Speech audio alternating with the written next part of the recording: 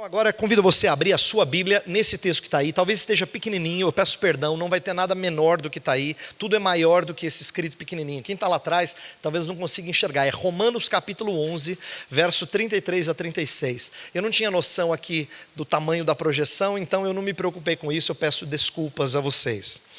Mas eu creio que o resto vai dar para ler, eu espero.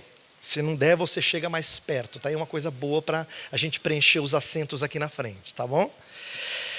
Eu pedi aos meus irmãos a autorização para projetar, o pessoal da liderança aqui, para projetar esses slides, porque eu quero que você acompanhe algumas coisas que eu vou dizer, não só acerca do texto, mas daquilo que nós entendemos ser reformado. E tem certas coisas, principalmente perto do final dessa mensagem, que eu creio que sejam bem visuais. Então, se eu falasse o que eu vou falar nos últimos minutos da mensagem, sem mostrar para vocês, eu acho que não ficaria tão claro. Então, eu achei que seria um recurso útil para tentar ajudar vocês a ver a beleza que eu vi quando algum mestre me ensinou essas coisas, tá? Então, vamos ler Romanos capítulo 11, eu vou ler dos versos 33 a 36, quero que você acompanhe, depois nós pediremos a iluminação do Espírito Santo de Deus. Romanos 11, 33 a 36 diz assim: Ó profundidade da riqueza, tanto da sabedoria como do conhecimento de Deus. Quão insondáveis são os seus juízos, e quão inescrutáveis os seus caminhos. Quem, pois, conheceu a mente do Senhor? Ou quem foi o seu conselheiro? Ou quem primeiro deu a ele para que lhe venha a ser restituído? Porque dele, e por meio dele, e para ele são todas as coisas. A ele, pois, a glória eternamente. Amém. Vamos orar? Pai do céu, nós te agradecemos a oportunidade de lermos tua palavra e pedimos que ela seja agora, mais uma vez, iluminada pelo Senhor, pelo teu Espírito. Isto é, queremos que esse texto tão conhecido, às vezes até cantado por nós, seja alvo de nosso entendimento dentro desse livro chamado Epístola aos Romanos, dentro dessa história que é a Bíblia Sagrada. Queremos que o Senhor nos ajude a ver novamente a beleza das tuas santas palavras. Por isso, ilumina os nossos olhos, dá-nos ouvido atento e um coração disposto a aprender contigo. Nós oramos em nome de Cristo. Amém.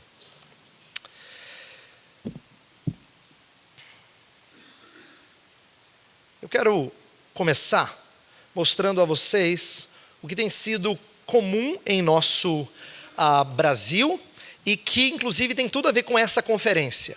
Nós temos experimentado um renascimento, talvez não seja a melhor palavra, mas vamos chamá-la de um despertamento para a fé reformada.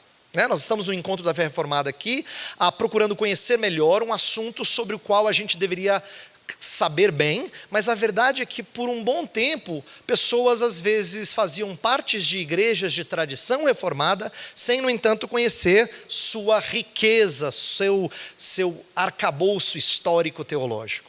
Então, conferências como essa na qual nós estamos, são uma espécie de despertar, para essa riqueza. E eu quero começar falando sobre como, em meio a esse despertar, eu creio que tem pessoas que têm ainda uma visão restrita da teologia reformada. Essa é a razão pela qual não existe só um encontro da fé reformada em Curitiba. A gente precisa fazer isso regularmente para que essa fé seja conhecida mais e mais na sua profundidade, nas suas implicações. A gente vai ver algumas dessas implicações hoje com o reverendo Felipe e amanhã vamos ponderar mais coisas sobre as implicações da nossa fé. E a verdade é que mesmo depois das palestras de hoje e de amanhã, você não pode sair daqui dizendo assim: agora eu entendi teologia reformada, tranquilo, o próximo eu não preciso voltar. Não é verdade. Então, eu quero dar 3 exemplos de como pessoas às vezes se dizem reformadas ou se identificam com a teologia reformada, mas, ao meu ver, o fazem de forma muito restrita e até de forma confusa. Então, eu quero ilustrar assim, ser reformado é mais que, primeira coisa, é mais que propagar aquilo que provém da reforma. No ano passado, quando nós completamos os 500 anos da Reforma Protestante, choveu de igreja fazendo simpósio ou evento sobre os 5 solas, o que foi muito bom. Não há nada de errado com isso. Os 5 solas são lemas contemporâneos, criados no século XX, para tentar resumir algumas das grandes bandeiras da reforma protestante. Mas a verdade é que quando a gente fala de teologia reformada, a gente não está falando de tudo que vem da reforma. Porque a reforma protestante, como nós a entendemos, ocorrida no século XVI, na verdade foi uma junção de tendências contrárias à igreja romana, mas que depois se dividiram. Por isso que alguns acadêmicos falam de uma reforma luterana, de uma reforma anabatista, de uma reforma anglicana ou inglesa, e tem a chamada reforma reformada, que vem da Suíça, originalmente. Tá? Então, ser reformado é mais estrito do que só ser um herdeiro da reforma. Tá? Mas tem pessoas que às vezes confundem e falam assim, nossa, eu sou reformado, né? Eu adoro ler os reformadores. Não, eu entendi o que você quis dizer, não está errado, mas não é verdade que todo reformador é necessariamente identificado com o que significa ser reformado. Então, essa é uma maneira que as pessoas às vezes utilizam a palavra reformada de forma imprecisa. Uma segunda forma é dizer que reformado é ser conservador ou tradicional. Tem muita gente que fala assim, não, nossa igreja é reformada. A gente é muito tradicional. Ele quer dizer, a gente é tradicional. Por isso ele quer dizer assim, nossa igreja tem coral, por exemplo. Às vezes as pessoas identificam certos modelos com o ser reformado. Ou se não, não, na nossa igreja a gente tem, a gente segue a Constituição da Igreja Presbiteriana assim à risca, a gente é bem reformado. Né? Faz uma ligação administrativa ou litúrgica de tradição antiga com esse nome reformado. Tem algum problema em a gente ter essas tradições? De forma nenhuma, não estou criticando elas, só estou dizendo que essa associação confunde as pessoas. Por quê? Porque tem tradições antigas que não são boas e nem combinam com a nossa fé. Tá? Vou dar um outro exemplo que tem sido muito, muito comum, principalmente em irmãos que vêm de igrejas pentecostais ou independentes, para igrejas de tradição reformada, como é o caso da Igreja Presbiteriana do Brasil. Tem muita gente que fala assim, não, pastor, quando eu descobri a fé reformada foi muito bom, porque o que eu queria é isso, era ouvir exposição da palavra. Eu fico encantado quando eu ouço isso, mas a verdade é que exposição da palavra tinha que ter em toda a igreja chamada evangélica, não só as reformadas. Você entende o que eu quero dizer? Que reformado é exposição da palavra assim, nós assim esperamos que aconteça. E que seja fiel a ela e entenda ela nas suas implicações, conforme os nossos símbolos de fé do passado nos ensinam. Mas a verdade é que todo evangélico sério, que entende a Bíblia como palavra de Deus, deveria expô-la. Mas como tem muitas igrejas ditas evangélicas em que isso não acontece, então ele chega numa igreja e fala assim, aqui sim, aqui é reformado, que o pessoal expõe a Escritura. Mas é possível expor a Escritura e ainda assim não entendê-la de forma que combine com a tradição reformada. Por isso que eu estou falando que às vezes há confusão. Uma terceira, e essa é a mais comum talvez, ser reformado é mais do que defender os 5 pontos do calvinismo. Os 5 pontos do calvinismo, como eles são conhecidos, tratam primordialmente de doutrina da salvação, de soteriologia, a gente chama isso. Soteriologia é uma parte da nossa tradição, mas não é toda ela, é só uma fatia. É uma fatia da pizza toda. E uma fatia que se tornou bastante conhecida e, acho que com razão, muito celebrada. Quem vem de um contexto que não é reformado em termos de salvação e descobre a doutrina reformada da salvação, fica encantado. Fica assim vibrando, fala, meu Deus, agora eu sou reformado, soberania de Deus. Né? É lindo isso. Mas a verdade é que tem mais do que só doutrina da salvação, na qual a soberania de Deus tem implicações riquíssimas. Na salvação também, belamente, mas não só lá, tem em outros lugares também. Então a verdade é que ser reformado é mais do que isso, embora muita gente só conheça um desses pontos, ou se identifique com uma dessas maneiras de rotular o que é ser reformado. Então, eu, claro, hoje não vou esgotar, de forma nenhuma, seria impossível isso, mas eu quero chamar a atenção para algo que tem a ver com o tema dessa conferência, desse encontro, e que tem tudo a ver com a tradição reformada. Eu quero mostrar como o primeiro distintivo da teologia reformada, se eu posso assim dizer, o primeiro distintivo é prezar a glória de Deus, a sua soberania e as suas implicações em várias áreas da vida. Eu coloquei assim, Há quem diga que a soberania de Deus é o âmago do calvinismo doutrinário. Uma visão correta de Deus molda o nosso entendimento do resto. Aqui eu gosto da ilustração de alguém que não é reformado, mas que entendeu isso. C.S. Lewis usava uma ilustração que se tornou bem conhecida. Ele fala assim: eu creio em Deus assim como eu creio no sol. Não porque eu o vejo, mas porque com ele eu vejo tudo mais.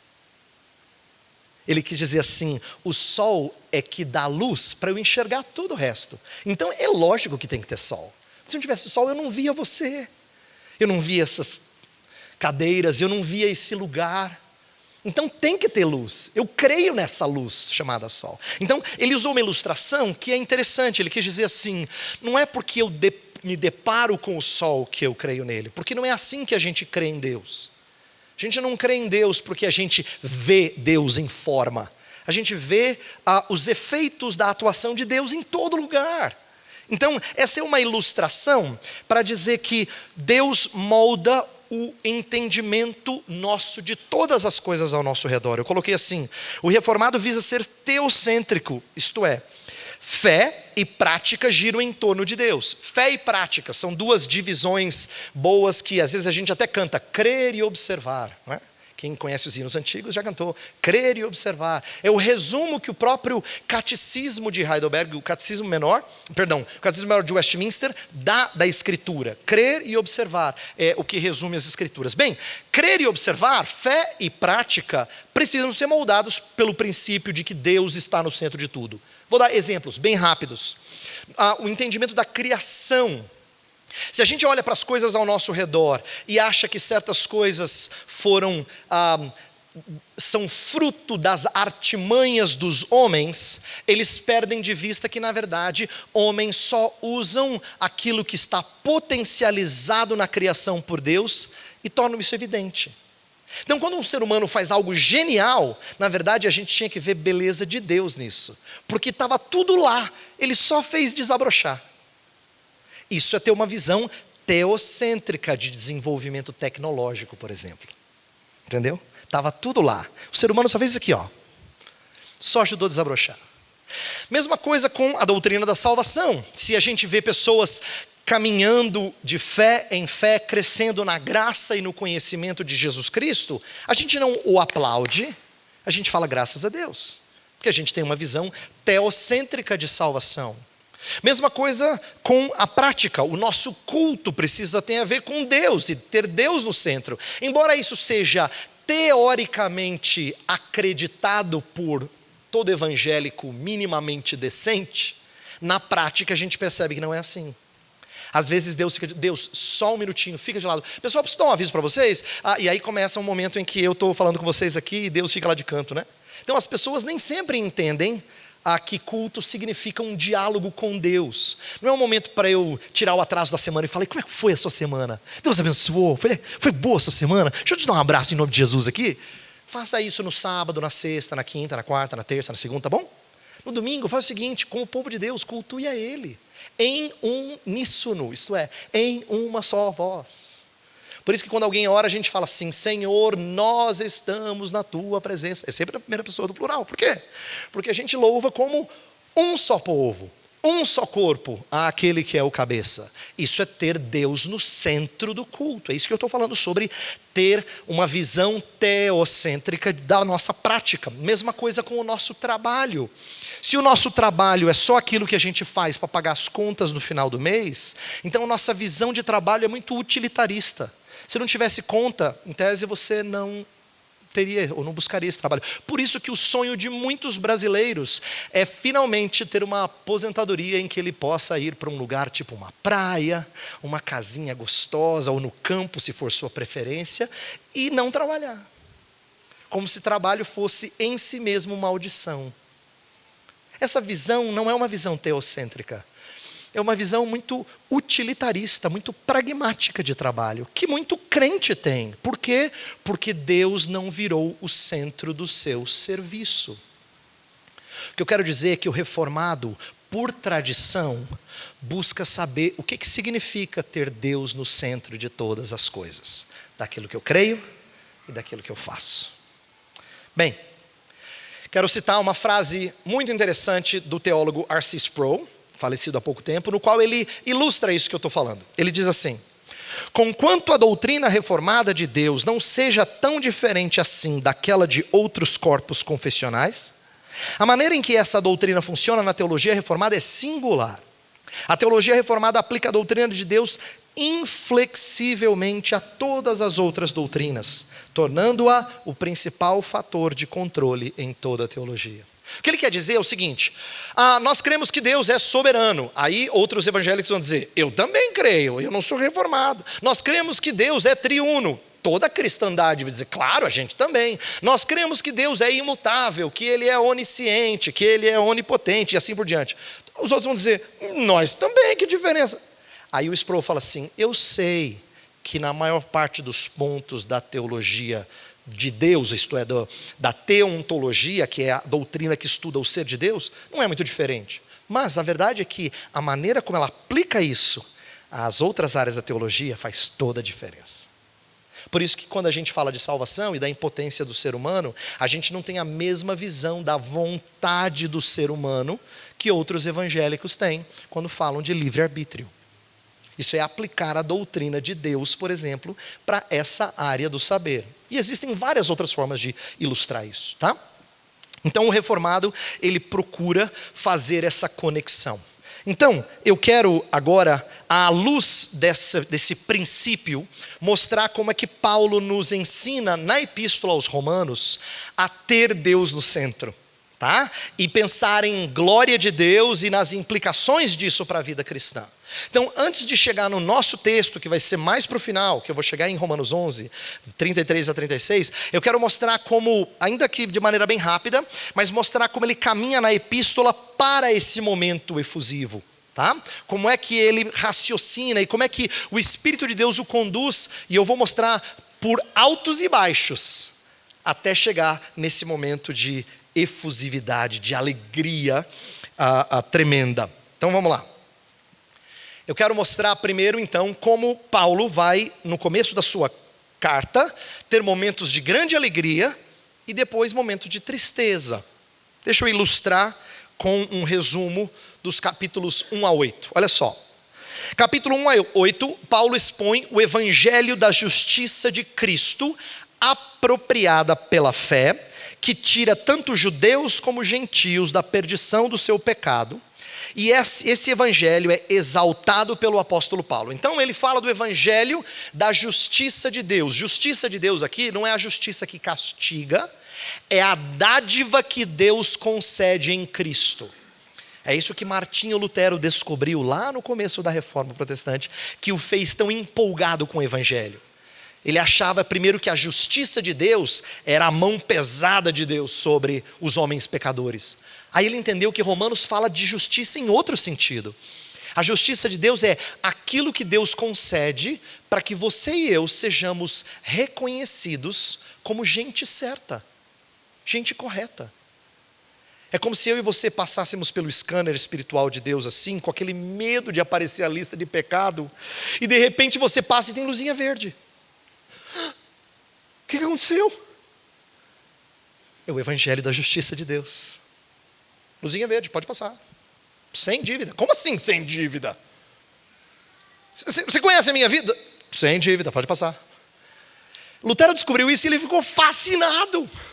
Então, aquilo que Paulo está expondo aqui é esse evangelho que termina em momentos de muita alegria. Veja só, ele termina o relato da redenção em Cristo de forma tão triunfante que parece que Paulo vai explodir em alegria. Você e eu conhecemos versos do capítulo 8 de Romanos mais do que praticamente todo outro capítulo da Bíblia.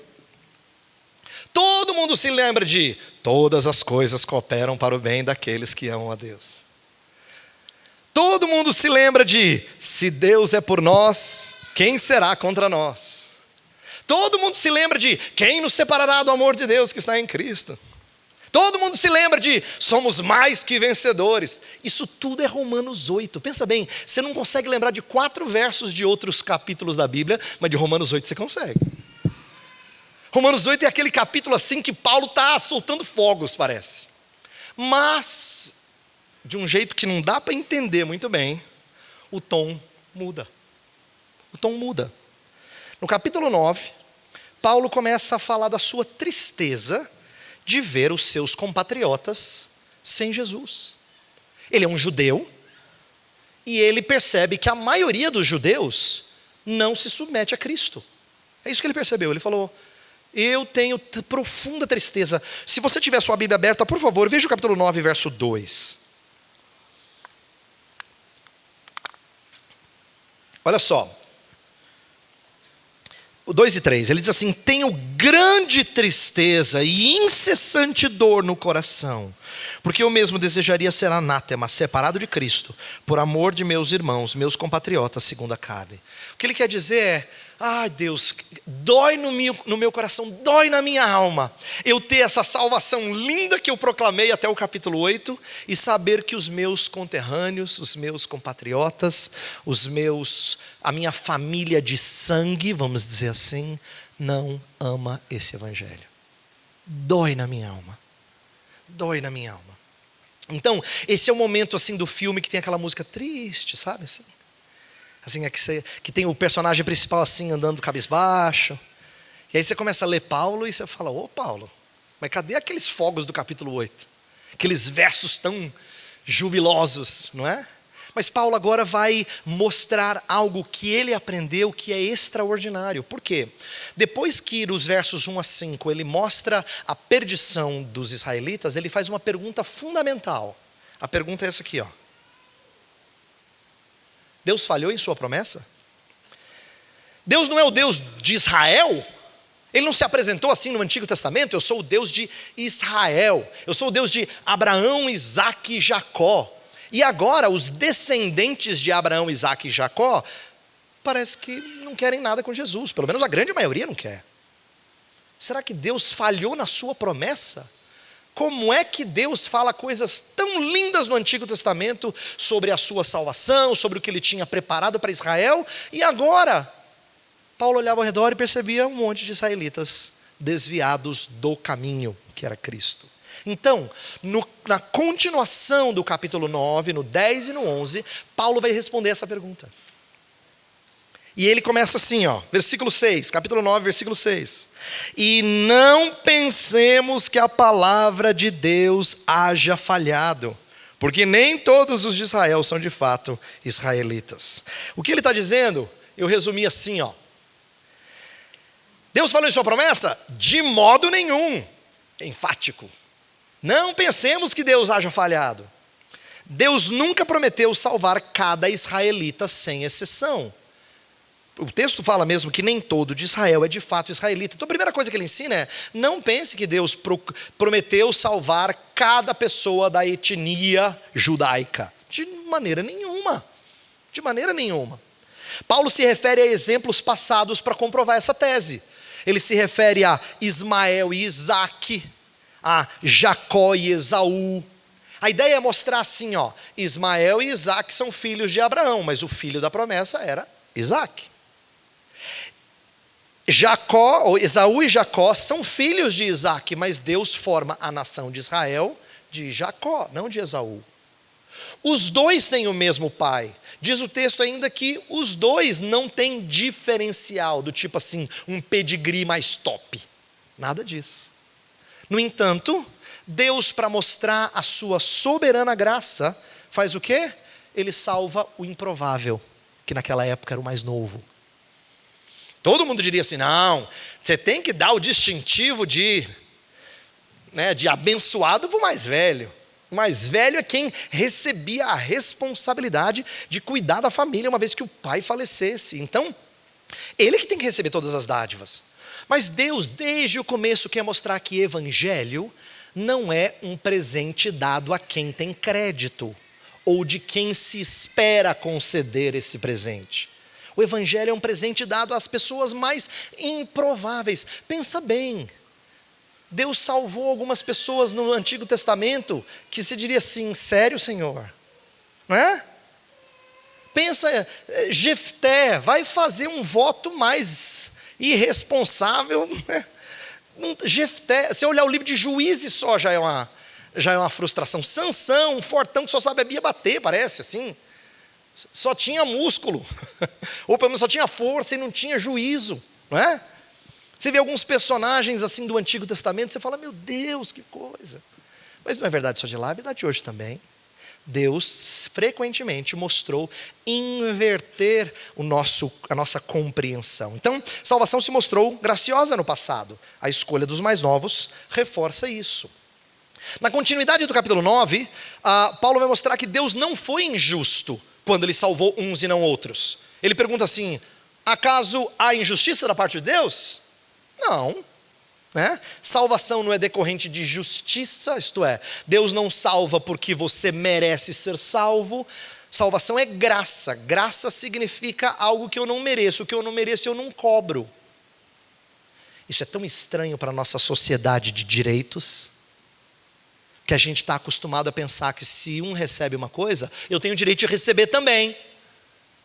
Assim, criança, quando for numa festa de aniversário, vai fazer o que é típico de criança, dizer assim, e o meu presente? Ela não é aniversariante, né? E o meu? Ela acha que ela tem direito também. Por que só ela que ganha presente? Por que eu não? Falta de entendimento desse aspecto gracioso. Eu sempre ensino para os pequenos, eu falo assim, nunca cobre presente do papai e da mamãe. Presente não se cobra. Por isso que é presente. Se fosse salário, você podia cobrar. Mas presente não. Presente não se cobra. Dádiva sempre vem sem que a gente exija que ela venha. Ela vem por bondade, benevolência, graça. Então Paulo diz que Deus não foi injusto, pelo contrário, até a sua manifestação de justiça tem como objetivo último ressaltar a sua misericórdia. O capítulo 9 é um dos capítulos mais difíceis das pessoas não só entenderem. A parte mais difícil do capítulo 9 não é tanto entender, é engolir, é passar por aqui, Porque Deus assim se mostra tão soberano, que você fala assim, meu Deus, é verdade, Senhor, é isso mesmo, o Senhor faz isso. Vaso de ira, vaso de honra. Mas ele diz, presta atenção, que quando ele diz que do mesmo barro ele faz uns que são vasos de ira e outros de honra, é para ressaltar ou exaltar ou magnificar a sua misericórdia. Deus está se mostrando belo ao fazer com parte do barro o que ele não precisaria fazer. Ele poderia fazer com todo o barro o quê? Vaso de ira. Mas ele o quê? Ele fez alguns vasos de honra. Ele pegou essa argila mais ou menos e ele fez coisas lindas com ela. Então, Paulo está tentando mostrar essa graça soberana de Deus. Então, Deus falou em sua promessa? De modo nenhum. Na continuidade do texto, a gente vai ver o quê? Mas será que Deus só fez isso no passado? Esse negócio de Deus assim, salvar os judeus, tal, foi só, a bênção é coisa do passado? E aí ele vai como que responder uma segunda vez, de modo nenhum. Por quê? Olha só. No capítulo 11, ele vai, o fluir do texto é assim, Ainda que Israel tenha falhado no caminho de salvação pela lei, ele mostra isso no final do capítulo 9, de que Israel não entendeu, tentou se salvar pela lei ninguém consegue, porque você não consegue cumprir a lei de Deus perfeitamente. Mas o que então faltava a Israel? Faltava zelo? Não, Israel era muito zeloso. Como nação, era uma nação zelosa, mas ela tinha zelo sem entendimento. Então Paulo vai dizer que por falta de conhecimento é que eles não atingiram salvação, não de zelo. Deus não rejeitou o seu povo, ainda assim. Prova disso é que Paulo foi alvo da eleição da graça. Então ele quer dizer assim, gente, eu fui salvo, está no começo do capítulo 11. Eu fui salvo. E se eu fui salvo, então é uma prova disso. E eu fui um perseguidor de cristãos. Mas olha como a graça me atingiu. Então ele está tentando mostrar como ele é um exemplo de pessoas que foram alvo da graça de Deus ainda no presente. A promessa de Deus falhou para com os judeus? Não, eu estou aqui, Paulo está dizendo. Eu fui alvo da graça de Deus. Então não é só uma benção passada, ela ainda é presente. Ainda que a maioria esteja perdida, Deus continua salvando segundo a eleição da graça. Então, esse é o segundo de modo nenhum. É como se Paulo tivesse dito na primeira parte, de modo nenhum, por quê? Porque Deus salvou no passado aqueles que ele queria salvar. Ele salvou Jacó, não salvou Esaú, mas ele mostrou a sua graça, porque nem Jacó nem Esaú mereciam ser salvos. E ele continua a mostrar a sua graça no presente, salvando pessoas como eu e outros. Então, Paulo está mostrando que a bênção de Deus foi manifestada no passado, continua sendo manifestada no presente. Mas o texto não termina por aí. Porque a gente poderia fazer a seguinte pergunta: Deus só salva o remanescente? Quer dizer, tá bom, Paulo, entendi. Ele salvou no passado, um não salvou o outro. Continua salvando gente como você, mas a maioria ainda está perdida. Deus então só fica com o resto? E agora Paulo vai mostrar algo que até então não tinha ficado claro. Veja só que bonita a exposição de Paulo, sintetizada aqui só no slide, tá? Mas olha só, do capítulo 11, versos 11 a 15, Paulo mostra que a incredulidade de Israel não é final. Se você for para o capítulo 11, verso 11, ele fala assim: pergunto, pois, porventura tropeçaram para que caíssem? Tropeçar para que cair significa tropeçaram para que tenham perdição, não tenha mais jeito, não seja possível salvar. E ele vai dizer, de modo nenhum. Mas pela sua transgressão veio a salvação aos gentios, para pô-los em ciúmes. O que ele está dizendo nesse primeiro verso aqui, desse trecho, é que Deus fez com que Israel fosse incrédulo, não para desprezá-lo de forma final, mas para que a salvação fosse para os gentios. E a bênção sobre os gentios deixassem os israelitas desejosos de ter essa bênção. Então, Paulo vai mostrar aqui que a incredulidade de Israel é um meio para a salvação dos gentios, mas Paulo anseia que os israelitas também alcancem essa salvação em plenitude. Ele vai usar essa palavra no versículo 12, ele fala, ora, se a transgressão deles redundou em riqueza para o mundo, isto é, se a incredulidade de Israel redundou em riqueza para o mundo porque o evangelho foi para os gentios, Paulo é um exemplo disso. Continuação do verso 12. E o seu abatimento em riqueza para os gentios, quanto mais a sua plenitude. Ele está falando assim, você imagina se Deus derramar bênção sem medida sobre o povo de Israel? Se Deus abençoou o mundo quando Israel foi incrédulo, você imagina quando Israel for crente? Ele está dizendo. Você imagina o que Deus pode fazer em termos de bênção? Então, aqui, Paulo está mostrando que Deus tem planos ainda guardados para esse povo, chamado povo de Israel. Nos versos 16 até o 24, ele fala assim, assim como o remanescente atual é sinal da colheita por vir, é mais fácil para Deus reenxertar ramos naturais na mesma oliveira. Porque ele fala assim, e não fique pensando que você é melhor não, porque você não é ramo natural, você é gentil, né? Você foi enxertado na oliveira, o ramo natural mesmo era o judeu. Bem, se Deus enxertou você que não era da árvore, na árvore, Ele não pode reenxertar o ramo que originalmente era da árvore? E a resposta é claro que sim. É óbvio que sim. Então, e ao fazer isso, Paulo está mostrando que ele não tem bênçãos particulares ou especiais para Israel e bênçãos especiais para os gentios. Ambos têm a mesma bênção, serem enxertados na mesma oliveira, que é Cristo Jesus.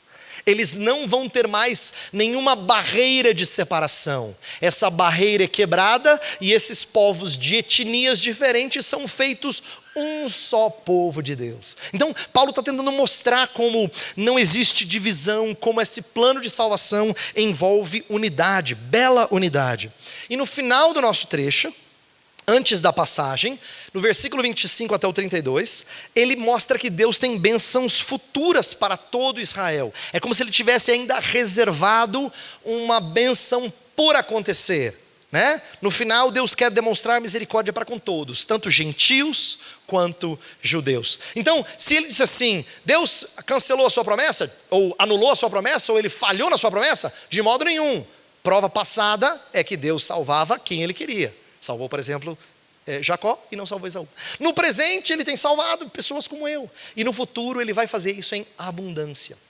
Paulo então está dando razões passadas, presentes e futuras para a gente crer nessa beleza do plano de Deus. Agora vem um momento importante para você compreender o que está acontecendo no próprio coração de Paulo. Paulo está escrevendo isso aqui não é para dar aula de escola bíblica dominical. Ele está escrevendo isso aqui expressando sentimentos. É uma carta. A gente tem que lembrar que isso aqui eram cartas escritas a igrejas. E nessa carta, como é típico de uma carta que a gente escreve, tem momentos de alegria e tem coisa que a gente conta com tristeza. Ele começou o capítulo 9 com tristeza. Mas à medida que ele foi explicando o que Deus fez, ainda faz e fará na vida dos seus compatriotas, ele muda. É como se Deus estivesse trabalhando com ele. O entendimento da revelação de Deus é tamanho que ele termina o capítulo 11 como? Cantando, louvando. Pessoal, pega o violão e vamos cantar. Porque ele não se aguenta. Um momento de fogos de novo. tá? Ele voltou naquilo que a gente chama de doxologia. Então o nosso texto vem ser uma resposta ao entendimento da obra de Deus. Foi uma revelação de Deus que fez ele entender de forma encantadora. Então agora eu quero mostrar através de slides a beleza do que Paulo escreve no finalzinho, que é o nosso texto. Quando ele diz, profundidade da riqueza, tanto da sabedoria como do conhecimento de Deus, tá? Eu peguei uma outra tradução e eu vou explicar por que eu peguei essa outra tradução, mas eu quero tentar, em poucos minutos agora, mostrar a beleza desse texto. Vamos lá. Primeiro eu quero mostrar que Paulo fez poesia.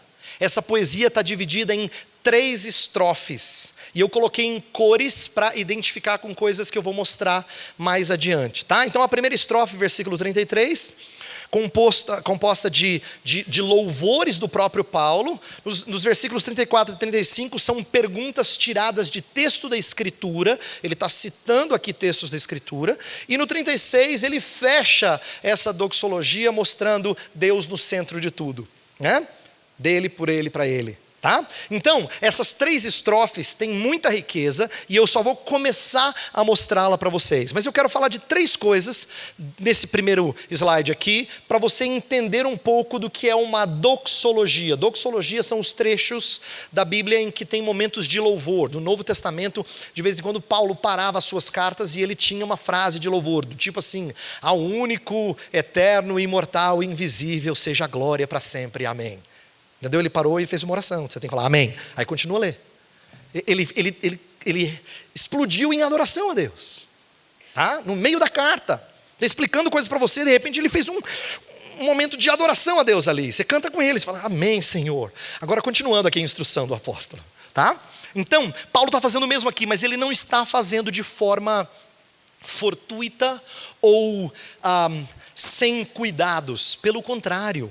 Existem algumas coisas aqui nesse texto que valem ser destacados. A primeira delas é que doxologia, ou adoração a Deus, sempre é despertado pelo entendimento da história da redenção. Essa é uma coisa linda. Uma coisa linda. Eu vou falar um pouquinho mais disso amanhã, mas hoje eu só vou introduzir isso. A ideia é que o apóstolo Paulo entendeu o plano redentor em que ele deixa Israel incrédulo por um tempo para que a salvação chegue para o gentil, mas depois ele usa o gentil para a revelação voltar para Israel, e no final das contas Deus é misericordioso para com Israel e para com os gentios. Tará! E aí ele fala assim, e esse momento de entendimento, né? Esse momento eureka, o leva a adorar a Deus, porque é assim que acontece nas Escrituras. Frequentemente você vê o apóstolo Paulo encantado com as verdades de Deus e é por isso que ele é levado a adorar. E eu quero que você entenda que isso tem que acontecer na nossa vida também. A adoração precisa ser decorrente de primeiro um entendimento da história da redenção, que nos faz compreender a magnitude do Deus Redentor. Aí a gente faz o quê? A gente adora. Michael Horton é um autor que tem uma sistemática publicada pela editora Cultura Cristã, em que na introdução ele faz uma aplicação muito bonita. Ele diz assim que teologia é entender primeiro o drama, por drama ele quer dizer a história, o enredo da Escritura. Esse drama leva a gente a confeccionar doutrina, e essa doutrina redunda em doxologia. Drama, doutrina, doxologia. 3 Ds para você guardar. Tem um 4 D que eu vou reservar para o finalzinho. Mas essa é a primeira lição bonita que a gente aprende desse texto, que doxologia é resultado do entendimento da história e da teologia, né, decorrente dessa história. Segunda coisa é que doxologia frequentemente é escrita de forma poética. Paulo, como eu vou tentar mostrar aqui, não pensou umas palavras assim do tipo, acho que vou falar isso, tá bonito. A profundidade da riqueza. Não. Aqui Paulo está fazendo poesia, ela está bem estruturada. Eu quero mostrar para vocês a beleza dessa estrutura poética. E uma terceira lição é que frequentemente doxologia é recheada de escritura. Por quê? Você quer louvar o Senhor? Não existe melhores palavras do que as que vêm dele mesmo. Ele se entende melhor do que você o entende. Então você quer louvá-lo? Use as palavras que ele diz de si mesmo. Não é? Então louvar repleto de palavra da Escritura é um bom princípio. Um bom princípio. O que significa, eu vou usar aquilo que Deus inspirou para falar dele, para falar de volta para ele. Que é assim que a gente adora, repleto de Escritura. Bem, 3 estrofes, presta atenção agora, que eu vou tentar mostrar algo que não está muito claro na tradução, na verdade não fica claro na tradução da Almeida Revista Atualizada, e eu estou optando aqui por uma interpretação do texto original, tá? No texto original tem uma construção que pode ser traduzida de 2 formas, como está na Almeida Revista Atualizada, que fala profundidade da riqueza, que é uma expressão de magnitude, e 2 atributos, sabedoria e conhecimento. Mas existe uma outra tradução, e eu acho que essa me convenceu, eu acho que ela faz sentido, em que riqueza não é um adjetivo. Riqueza é uma qualificação de Deus. Em que o texto estaria falando, ó profundidade da riqueza, profundidade da sabedoria e profundidade do conhecimento. Aí você fala assim, riqueza, eu entendo o atributo conhecimento, eu entendo o atributo sabedoria, mas riqueza não parece ser um atributo de Deus. Acontece que no texto mais próximo do que desse aqui, que é o capítulo 11, verso 12, riqueza é usada como como algo concreto, como uma qualidade, vamos dizer assim, como uma virtude antes do que um adjetivo. Veja capítulo 11, verso 12, a gente já leu esse texto. Fala assim, se a transgressão deles redundou em riqueza para o mundo, riqueza aqui é algo concreto, não é um adjetivo de outra coisa, é a riqueza. Aqui funciona como um substantivo, tá? Mesma coisa na continuação. E o seu abatimento em riqueza para os gentios. Então, eu entendo que Paulo aqui, no capítulo 11, verso 33, está falando de riqueza no sentido de que Deus é abundante em salvar. Ele salva tanto gentios como judeus. Ó profundidade da abundância de Deus. Ele fica pasmo.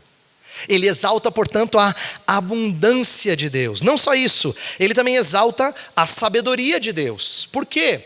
Porque quem é que ia imaginar que deixar um povo incrédulo por um tempo ia redundar em salvação para outro tipo de povo, e depois a salvação desse povo aqui ia pôr esse primeiro em ciúmes, e no final das contas, Deus ia salvar um monte de cada grupo.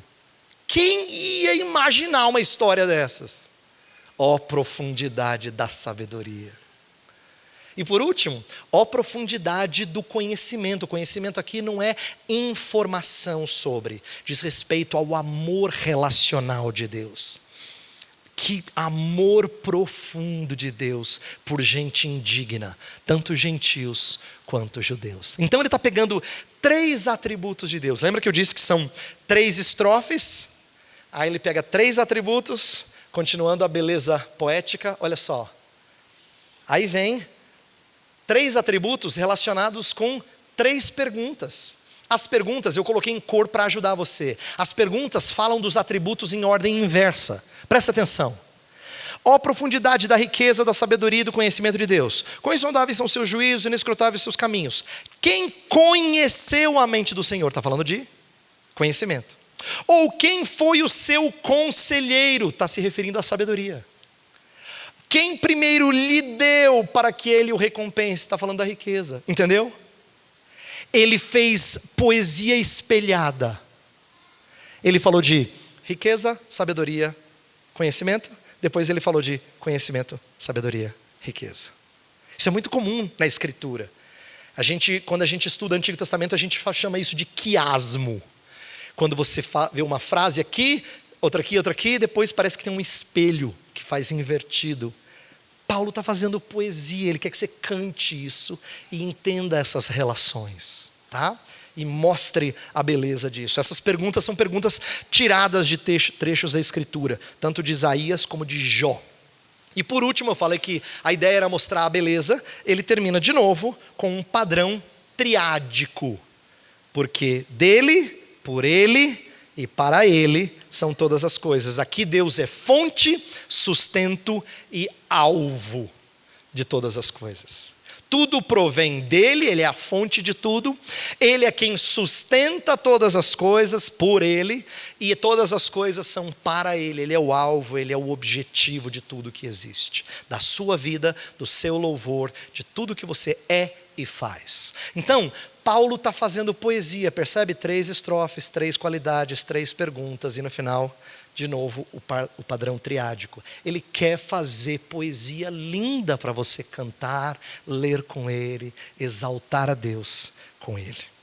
Eu termino com algumas implicações. Como é que a gente poderia sintetizar isso? Uma síntese teológica seria essa daqui. Ser reformado é ter uma visão majestosa de Deus, em que Deus fica tão grande aos nossos olhos que a gente fica pequenininho diante dele. Vira e mexe, Deus fez isso para mostrar ao seu povo como é bom, embora seja dolorido, deparar-se com a grandeza de Deus. Lembra? Isaías entrou no templo, na casa de Deus, e ele viu o Senhor assentado no alto sublime trono. Ele não falou assim, ei, Deus aqui. Não foi isso que ele fez. Ele falou, ai de mim, estou perdido. Porque a grandeza de Deus fez ele se sentir o pior das criaturas, não é?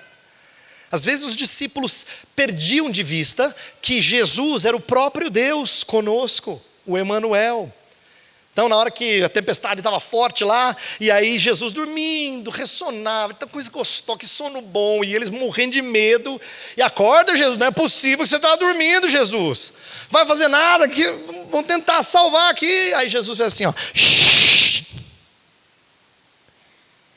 E o mar parou.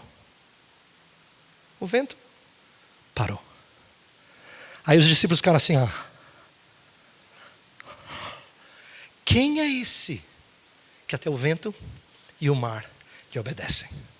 Visão majestosa de Deus. É assim, o reformado é aquele que entende Deus de forma majestosa. E qual é que é a implicação para isso? Já que a nossa palestra é glória de Deus e vida cristã. É que ser reformado é viver para glorificar a Deus e gozá-lo para sempre. Você já ouviu essa frase antes? Isso aqui é a resposta à primeira pergunta do breve catecismo de Westminster. Estou com Heidelberg na cabeça hoje. De Westminster, não é? Qual é o fim principal do homem? O fim principal do homem é glorificar a Deus e gozá-lo para sempre. Então, quando eles estão sintetizando o propósito da nossa vida assim, eles querem dizer que vida cristã precisa ser vivida à luz da glória de Deus. Se Deus é tão glorioso e majestoso assim, então eu preciso viver para glorificá-lo e para ter prazer nele. Não é? Isto é, eu não só o honro do tipo assim, eu faço o que eu tenho que fazer, embora seja ruim. Não, é ótimo fazer isso. Essa receita de Deus não é nada amarga. Pelo contrário, é doce. O seu fardo é leve. É prazeroso. A Escritura fala que os mandamentos do Senhor não são penosos. É bom glorificar a Deus. Por isso que glorificar a Deus e gozá-lo para sempre são coisas interrelacionadas. E o que seria isso? Último slide para a gente ilustrar. Toda a vida diante de Deus. Essa era uma expressão que se tornou popular a partir do período da Reforma em diante. Falar que a nossa vida é vivida coram Deo, isto é, diante de Deus, perante Deus. É verdade que todos nós vivemos debaixo da vigilância e do controle de Deus, não há dúvida. Mas viver coram Deo significa viver ciente disso e viver de forma a voltar tudo para Deus. Tá? Então viver coram Deo significa eu sempre tenho Deus em vista. Então eu faço as coisas lembrando de quem Ele é e o que Ele fez por mim. Então o que isso significa? 3 sugestões e eu encerro com isso. Primeiro, nós o conhecemos e o cultuamos para que o seu nome seja santificado. A primeira resposta nossa a um Deus majestoso é que a gente precisa conhecê-lo. A gente não louva a Deus sem conhecê-lo. Inclusive, se você conhece igrejas em que as pessoas amam adorar a Deus, mas conhecem pouco de teologia, fique sabendo que o louvor é vazio. Estou falando sério. É vazio. Por quê? Ele precisa brotar de conhecimento de Deus. Quanto mais você o conhece, mais encantado você fica com Ele.